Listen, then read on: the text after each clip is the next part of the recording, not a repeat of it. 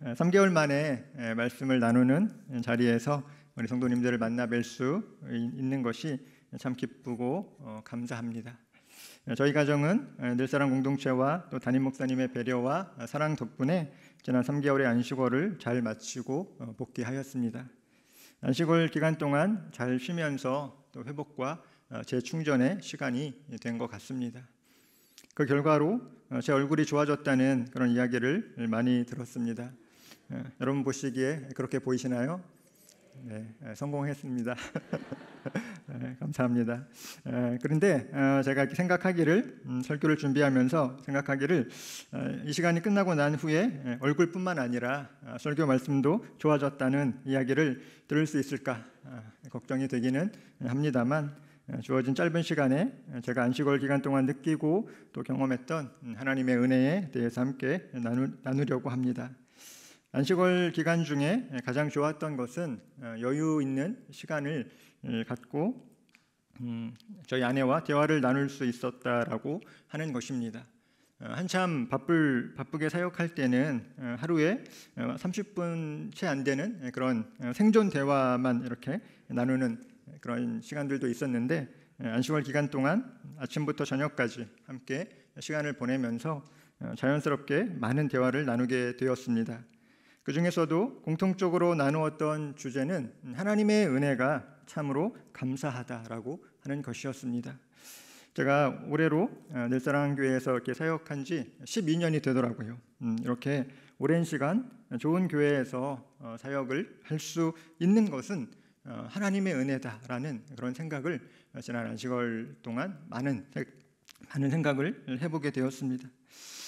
때로는 사역하는 기간 동안 저의 크고 작은 실수도 있었고 또 여러 가지로 힘든 그런 순간들도 있었습니다.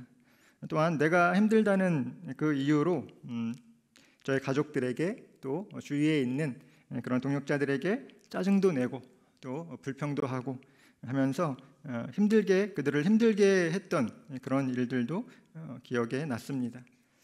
저는 참 부족한 사람이고 또 뾰족한 모서리가 많은 사람인데 주변의 동역자들이 또 그런 저를 품어주고 또 인내해준 결과로 지금 이렇게 늘사랑 공동체에 자연스럽게 녹아 들어간 것이 아닌가라는 그런 생각도 해보게 되었습니다.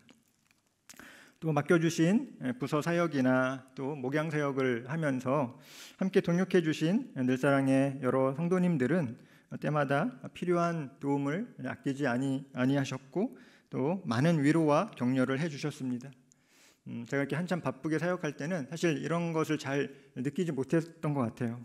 그런데 시간적 여유가 생기고 또 마음에 어떤 좀 이렇게 생각할 만한 그런 시간이 생기니까 지나온 시간 속에서 또 함께했던 그런 고마운 분들이 생각이 나고 또 그때의 일들을 이렇게 아내와 함께 이야기하면서 지금까지 지나온 시간이 전적으로 하나님의 은혜였고 또 감사한 순간들이었음을 깨닫고 또 그러한 기쁨을 함께 나누게 되었던 것입니다. 사실 지금에서야 이렇게 제가 말씀드릴 수 있지만 제가 2011년 처음 늘사랑교회에서 사역을 할 때는 전과는 다른 우리 이 늘사랑 교역자들의 독특한 이 사역 환경에 적응이 잘 안 되었습니다.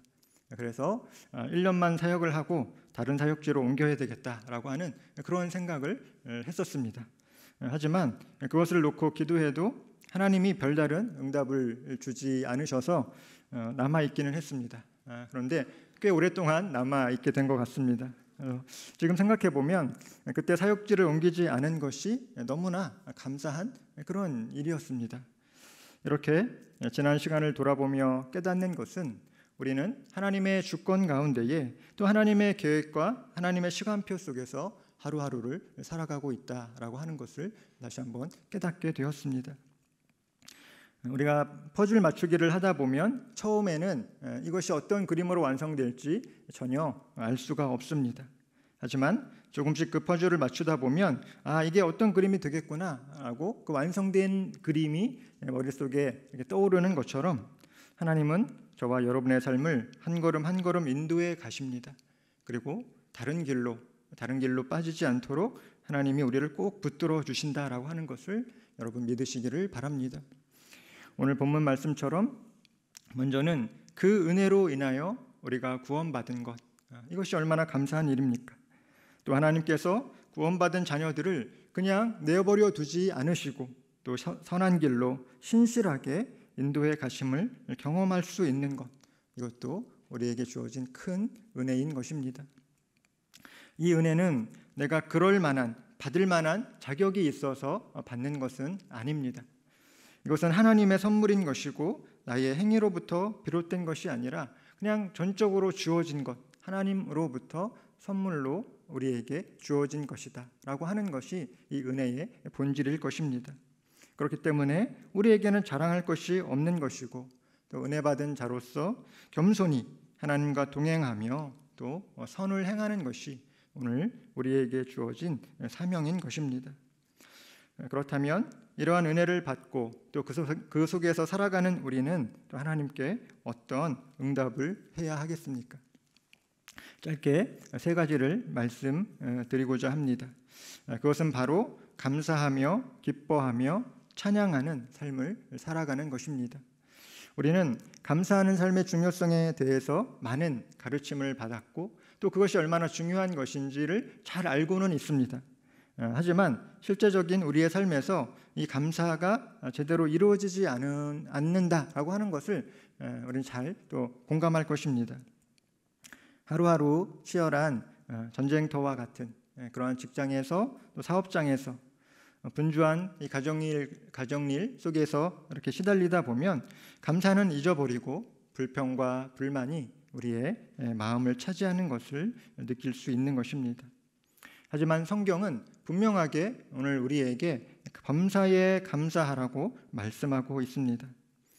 우리 주위를 돌아보면 감사할 것이 참 많이 있는 것 같습니다. 우리가 그 전날 잠자리에 들었다가 아침에 눈을 뜰 때 아무 이상 없이 눈을 뜰 수 있고 새로운 하루를 시작할 수 있는 것이 참으로 감사한 일입니다. 또한 일용할 양식을 우리에게 주셔서 오늘 하루도 굶지 않고 우리 육신의 필요를 채울 수 있음에 우리는 감사할 수 있는 것이죠. 별탈 없이 일상의 삶을 하나님의 은혜 가운데 살아갈 수 있는 것은 너무나도 큰 감사의 제목인 것입니다. 또한 이렇게 건강한 우리 늘사랑 교회 공동체에서 함께 신앙생활을 할 수 있다는 것도 너무나도 감사한 일입니다. 제가 안식월 기간에 여러 도시에 있는 교회들을 방문해서 주일 예배를 드렸습니다. 하지만 우리 늘사랑 교회만큼 이 예배가 은혜롭고 또 이렇게 분위기가 밝고 또 이렇게 정말 예배가 뜨거운 그런 교회가 없었습니다. 그냥 하는 이야기가 아니라 진짜로 느낀 소감입니다. 이렇게 우리가 감사하는 마음에 이 레이더를 한번 작동시켜 보시기 바랍니다. 우리 주변에는 참 감사한 일들이 많은 것을 찾게 될 것입니다. 혹시 이 자리에 계신 성도님들 가운데에 감사하는 삶의 축복을 잃어버린 그런 분이 계시다면 오늘 다시 감사를 회복하고 이 감사의 고백으로 주님 앞에 나아가는 은혜가 있기를 예수님의 이름으로 축복합니다. 아멘. 두 번째, 하나님의 은혜를 받은 사람은 기뻐하는 삶을 살아가야 한다라고 하는 것입니다. 제가 목양 사역을 이렇게 하다 보니까 태어나는 것에는 순서가 있어도 이 삶을 마감하는 것에는 순서가 없다, 정해진 순서가 없다라고 하는 것을 다시 한번 깨닫게 되고 또 실감하게 됩니다. 하나님이 우리 생명의 주권자이시고 또 인간의 생사화복을 주관하시는 그 분이 우리 하나님이신 것을 믿기에 우리 삶이 언제까지 지속될지는 우리는 알 수 없습니다. 그것은 오직 하나님만이 알고 계신 것이죠. 그렇기 때문에 우리에게 주어진 삶 속에서 우리가 불평과 불만 또는 원망으로 얼룩진 삶을 살기보다는 그럼에도 불구하고 기뻐하는 또 주님 안에서 기뻐하는 삶을 사는 것이 훨씬 좋은 선택이다라고 하는 것을 생각해 보게 되었습니다. 내 뜻대로 되지 않고 내 마음과 같지 않다고 해서 불평과 불만 또 원망을 계속하다 보면 그것이 사나운 파도가 되어서 나 자신을 집어삼키는 그러한 결과를 가져오게 되는 것입니다. 부정적인 생각의 감옥에 스스로가 갇히게 되는 것입니다.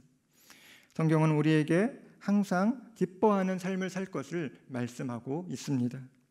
우리가 이 기쁨의 레이더를 가동시켜서 우리 주변을 살펴보면 생각했던 것보다 더 많이 기뻐할 만한 일들이 더 많이 있음을 우리는 깨닫게 되어질 것입니다. 내가 속한 가정과 내가 속한 공동체에서 작은 천국을 이루어 나가기 원한다면 근심과 걱정보다는 주님 안에서 기뻐하는 삶을 살기로 결단하시기 바랍니다. 우리가 자녀들을 바라볼 때에 우리 자녀의 얼굴에 근심이 쌓여 있고 또 뭔가 고민이 가득한 표정으로 이렇게 있는 것을 보면 부모로서 염려가 되고 또 걱정이 되는 것처럼, 마찬가지로 하나님께서 우리를 바라보실 때에 우리의 모습이, 우리의 마음에 근심과 걱정이 가득 차 있는 모습을 본다면 하나님이 그런 모습을 기뻐하지 않으시고 또 하나님이 그런 모습을 원하지 않으신다라고 하는 것입니다. 느헤미야는 이스라엘 백성들에게 이 날은 우리 주의 성일이니 근심하지 말라, 여호와를 기뻐하는 것이 너희의 힘이니라 라고 말씀하고 있습니다. 하나님의 섭리를 우리가 다 헤아릴 수는 없습니다. 하지만 우리는 이렇게 우리에게 주어진 그런 수고하는 삶을 살아가면서도 기뻐하고 또 선을 행하고 또 소소한 행복을 누리는 것이 하나님이 우리에게 주신 선물이고 그것이 은혜의 자리인 것을 여러분 믿으시기를 바랍니다.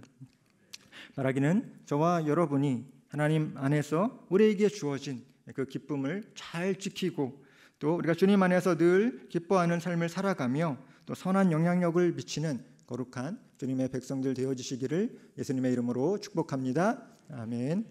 세 번째, 은혜 받은 사람은 찬양하는 삶을 살아가야 합니다.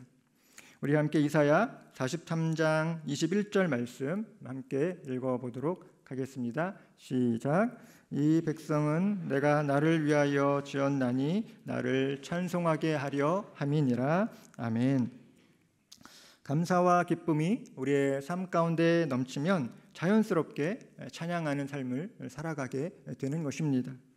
우리가 교회에서만, 예배 때에만 주님을 찬양하는 것이 아니라 우리 삶의 모든 순간이 찬양의 고백이 되어야 하는 것입니다. 만약 지금 내 삶의 환경이 도저히 찬양할 수 없는 그렇게 힘들고 고통스러운 삶의 자리에 처해 있다면 그럼에도 불구하고 찬양하시기를 바랍니다. 하나님께서 이스라엘 백성을 회복시키고 구원하여 주신 그 성경의 많은 이야기들을 다시 한번 떠올리면서 그것을 기억하면서 이제부터 시작될 회복과 구원의 역사를 바라보며 하나님을 찬양하는 그런 주님의 백성들 되어지시기를 예수님의 이름으로 축복합니다. 아멘. 우리의 모든 생활 속에 주님은 함께 하고 계십니다. 우리의 생활 속에 거하시는 주님을 느끼고 또 힘든 순간에 우리를 찾아오셔서 위로하시는 주님을 경험하며 또 새 힘과 능력을 더하여 주시는 그 주님을 찬양하는 늘사랑의 모든 성도님들 되어주시기를 다시 한번 예수님의 이름으로 축복합니다. 아멘.